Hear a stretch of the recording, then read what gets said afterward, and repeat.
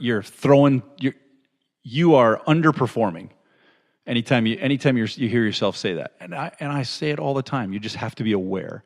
You know, when we say this, when we give you advice about doing things, I'll be the first person to say that I probably make the mistake that I'm telling you not to make on a very regular basis. I admit that right off the bat. Yeah. The key is to start having your ears perk up so that you can pay attention to these things that are happening. But anyway, back to the advertising thing. So I said, and he said, we just have to get something out there. So we did that.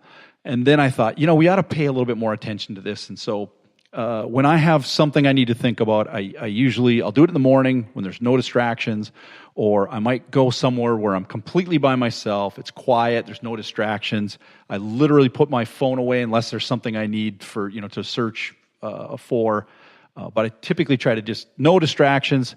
This right here, my favorite notepad with the checkered lines on it. Somebody gave me one of those one time as a mistake, and I thought, I love this. They're fantastic. In fact, I use like legal pads and what you're using right now. They're the best thing I use. Yeah, because there's room to write in margins. There's room to write yourself notes, and I don't think really in a linear manner. I'm scattered, so I love the place I can write all over. See, I like the checkered things, right? I don't know what it is about it. It just keeps me centered. Whatever works, man. Whatever works. Man, tangent after tangent after tangent. It's a great thing about podcasts. We have time for tangents. We can go anywhere. Yes. We can do this. So I'll write down on a piece of paper just random thoughts about what's going on. So when we decided, okay, we're going to do this advertising thing, I thought, what's going to matter? What matters? Because my first thought about local advertising is I'll never know if it works or not. The only thing I got is when people walk in and, say, I saw you here, I saw you there. So how do I know?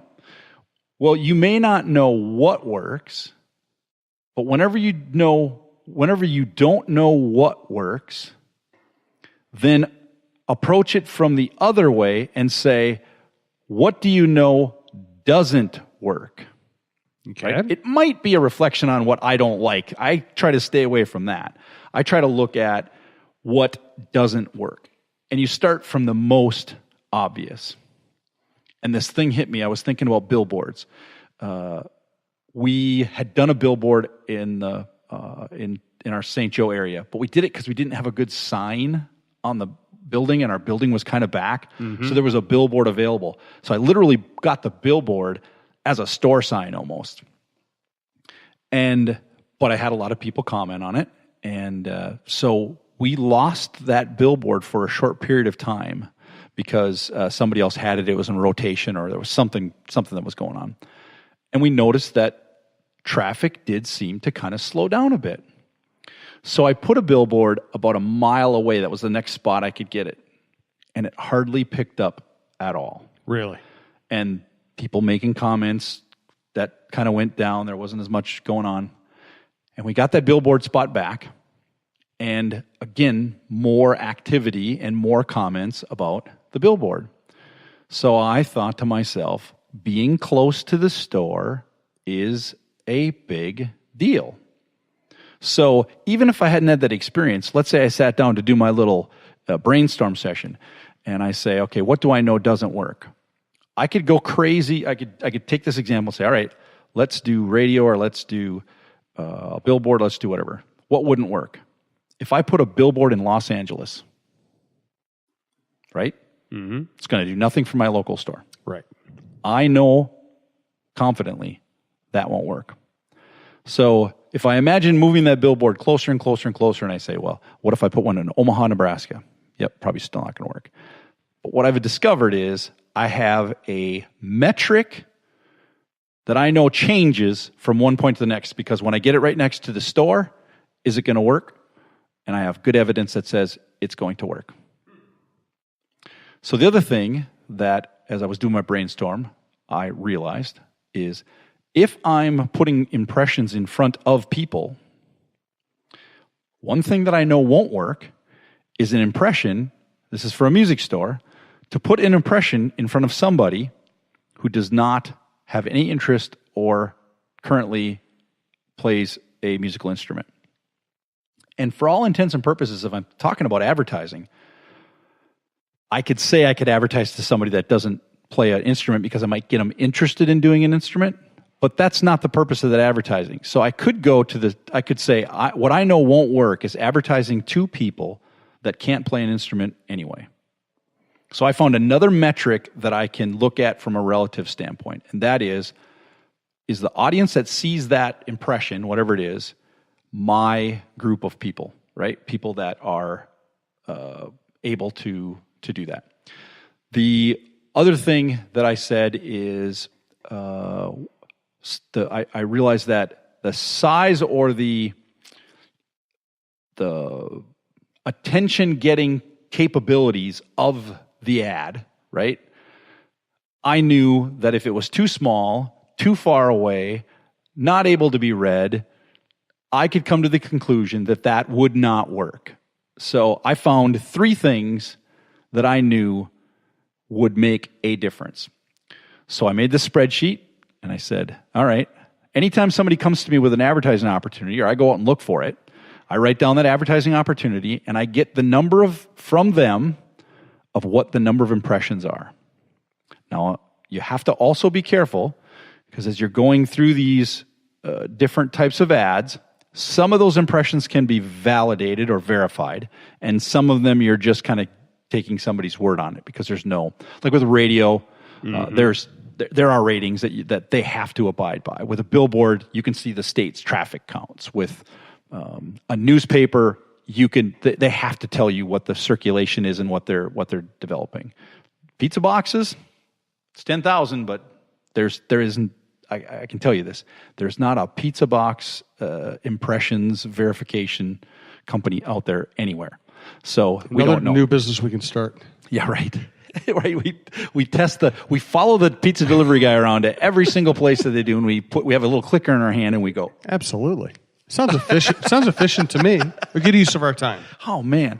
By the end of this podcast, we're both going to be involved in 250 different businesses, and we may have to outsource. I'm okay with that. I've got only so much energy left in my life, and as I get older, that seems to be depleting. So I took the spreadsheet, and then every time I came up with a new advertising thing, I took the number of impressions, and then I just made a scale. And you can make any scale you want, depending upon your business. And how big of a scale you want depends upon how finite or how specific that you want to be. Here's how mine ended up.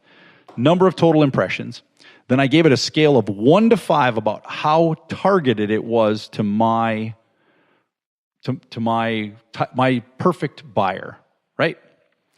And then the other one I did is distance away from the store. In this case, I knew I wasn't going to go to Los Angeles, so I didn't need a really wide. That one I did from 1 to 3.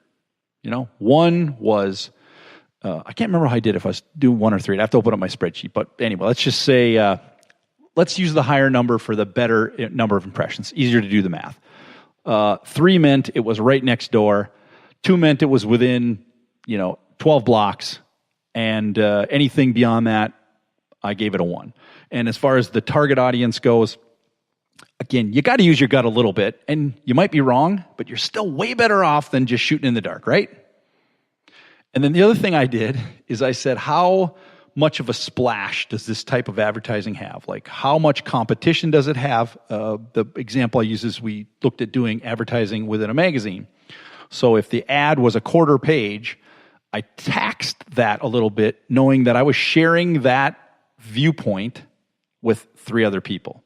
The billboard I gave a lot more credit to because I had that all by myself, so to speak, right? So, again, not an exact science, but still way better off than just shooting in the dark. Yeah, absolutely. And I was absolutely amazed at how horrible of a decision we made on the pizza box. It was the worst one of all. Really? Yeah, it was the worst. The only thing that was worse at the time was there was a kind of a local newspaper that the impressions per the cost per impressions was a lot higher. So, and now anytime somebody comes to me, and it's great for salespeople too, because there's none of this trying to sell me on something that's, not feasible for me, and we can save both of our times and say, listen, this isn't going to work. And then I can show them See how it's not going to work? Or see how I can take that $1,000 you're asking me for and I can get more money out of it here.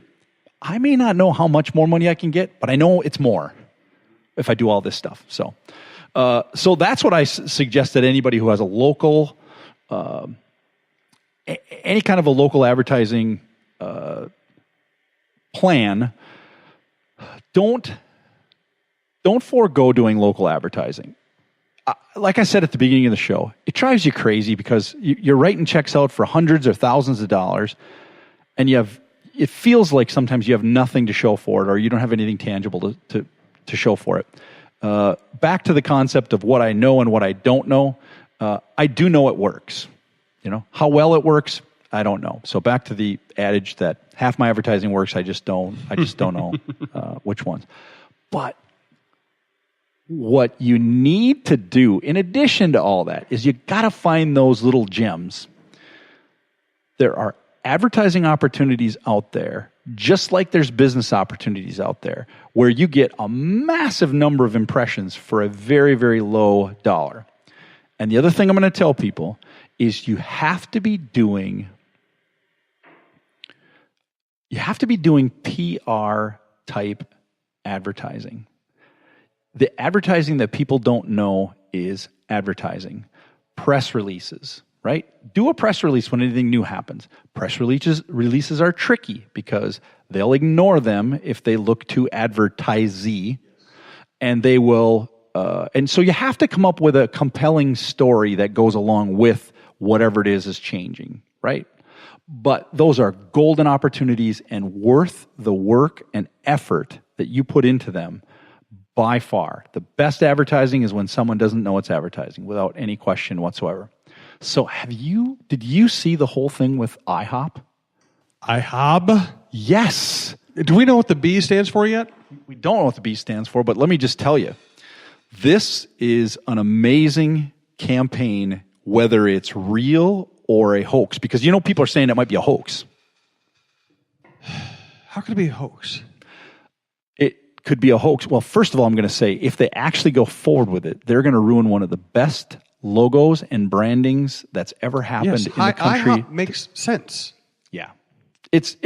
If we had not had this subject and you said, look at the Fortune 1000 or whatever the biggest companies are, look through all the logos and tell me which one you think, which ones were effective. I guarantee you IHOP would have been really high on my list because it is simple. And the cool thing is it has that extra story behind it.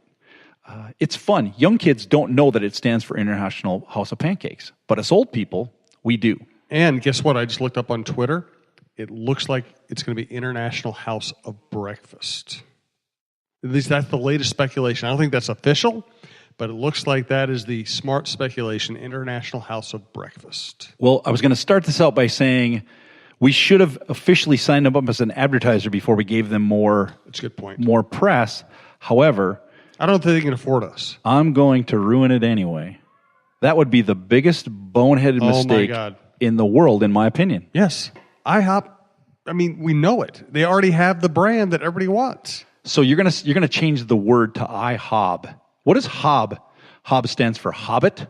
Or hobble. Or hobnob. Or hobbled. Tell me the last time that you met somebody who liked to hobnob. Nobody I would hang out with. No. And even people that hobnob wouldn't call it hobnob. And honestly, what was the movie where James Caan was hobbled? It was Misery. Oh yeah, remember Misery? Yeah. When I hear hob, I think hobbled. This is horrible. It's bad. So I still believe it could be a hoax. Now I did see that they even showed a picture of them changing one of the signs. That's what I'm seeing. But I drove by my local IHOP and they haven't changed it yet. So this is what I'm going to say. Until they change it in my little local IHOP, I'm not going to believe it's true. Well, I'll tell you what, if they change it to IHOB, they're idiots. If they change it, if they started a hoax that they're going to change it, and then they don't actually change it, Then it's genius because everybody's talking about IHOP again. I think that's what they're doing. Oh, man, that would be brilliant. And that would be brilliant. That would be absolutely 100% brilliant. And you know what might happen is somebody from IHOP might be listening because they may want to